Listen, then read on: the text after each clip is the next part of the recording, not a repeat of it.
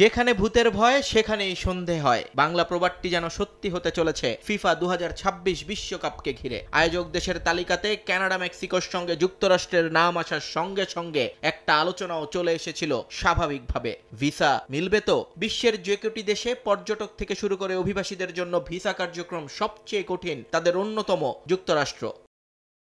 উন্নত দেশ বলতেই এখনো পৃথিবীর অনেক দেশের মানুষের কাছে প্রথম এবং একমাত্র নাম যুক্তরাষ্ট্র। স্বপ্নের দেশে যাওয়ার চেষ্টায় লাখো কোটি মানুষ অপেক্ষায় বছরের পর বছর। অনেকেই গিয়ে বসে আছেন অবৈধভাবে। তাই স্বাভাবিকভাবেই বিপুল সংখ্যক এই বৈধ এবং অবৈধ মানুষদের আটকানোর একমাত্র উপায় শক্তিশালী ভিসা কার্যক্রম। আর সেটাই এখন কাল হয়ে দাঁড়াচ্ছে ফিফা বিশ্বকাপ আয়োজনে।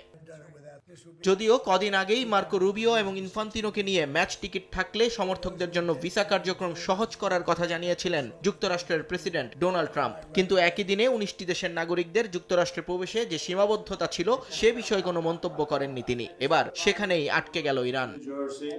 ওয়াশিংটনে 5 ডিসেম্বর 2026 বিশ্বকাপ ফুটবলের ড্র আয়োজন করেছে ফিফা। দাওয়াত দেওয়া হয়েছে অংশগ্রহণকারী দেশগুলোর প্রতিনিধিদের, কিন্তু সেখানে যাচ্ছে না ইরান, কারণ তাদের ফুটবল ফেডারেশনের প্রেসিডেন্ট মেহেদি তাজ, মেহেদি নবী এবং মেহেদি মালেককে ভিসা দেয়নি যুক্তরাষ্ট্র সরকার। ইরান থেকে কেবলমাত্র জাতীয় দলের কোচ, নির্বাহী পরিচালক, আন্তর্জাতিক সম্পর্ক বিভাগের পরিচালক এবং দলের মুখপাত্রকে ভিসা দিতে সম্মত হয়েছে ওয়াশিংটন। এতেই ক্ষুব্ধ হয়েছে তেহরান। এটা দেশটির জন্য অসম্মানজনক বলে মন্তব্য করেছেন ফেডারেশনের কর্তারা। এমনকি এই বিষয়টির সঙ্গে খেলাধুলার কোনো সম্পর্ক নেই, এটা কেবলই 4 দশকের রাজনৈতিক বৈরিতার ফসল বলে মনে করে তেহরান।